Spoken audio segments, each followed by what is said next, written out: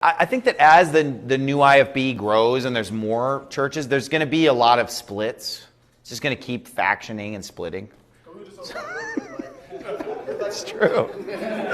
I mean, honestly, the Bible kind of has that. Paul says, like, all ages turn against me, and you see, obviously, not everybody's going to be friends. Think about Paul and Barnabas. They literally have a split. There's nothing wrong with Paul or Barnabas necessarily. They just don't want to be friends, per se.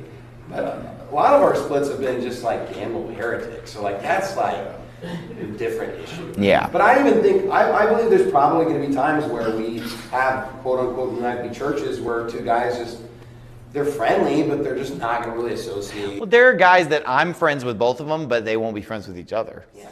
You know, it's just the way I don't ever see a time where there's just this united front of 400 new IFB churches.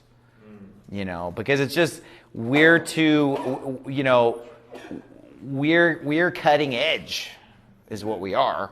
And when you're cutting edge, there's going to be a lot of just, Collateral damage or something. no, I mean, there's going to be a lot of opposition. There's going to be a lot of, I don't know how to describe it, but I'm just saying, like, if you look in the Bible, you know, the Apostle Paul, there's a lot of drama there. You know, people are like, oh, too much drama. Well, the book of Acts, a lot of drama in Paul's life. Read the book of 2 Corinthians and talk to me about drama.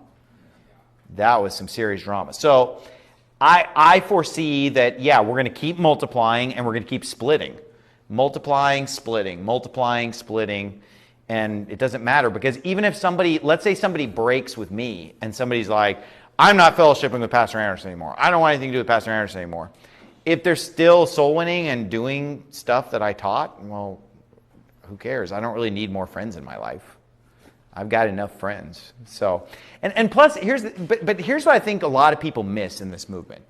This is, I think, the biggest thing that a lot of you guys might be missing, is that I don't judge our success by how many, like, new IFB churches there are. Because here's the thing, if I can influence the old IFB, even if they never come over to my side, if I can get them doing more soul winning, and if I can get them to preach a little harder against the homos, even if they're not going to come all the way to my side, then my work is done. So I don't feel like I have to have this network of loyal new IFB churches all over America, 400. Because what if I can just influence thousands of churches, even though, you know, maybe they're just listening secretly. They don't want their wife to know, so they're doing it on the headphones, so that their wife doesn't know that they're listening to Pastor Anderson. But hey, isn't that just as good?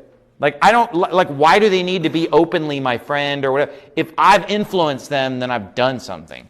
And so and by the way, our influence goes way beyond the old IFB. And a lot of people give me crap about this, but I influence a lot of Reformed Baptists, Presbyterians, and people listen to my sermons from all denominations. And so I'm actually influencing people in other denominations too. And here's the thing. You say, well, those denominations are so doctrinally screwed up. So is the old IFB. The old IFB's got some squirrely doctrine too. But here's the thing. You know, if we're influencing churches, even if they never become new IFB, whatever that means, if we're influencing churches, we're influencing churches. If the soul winning's happening, if people are knocking doors, what if somebody who hates me knocks a bunch of doors and gets a bunch of people saved? Well, great. Because I'm not Christ, so I don't matter. It's Christ that matters.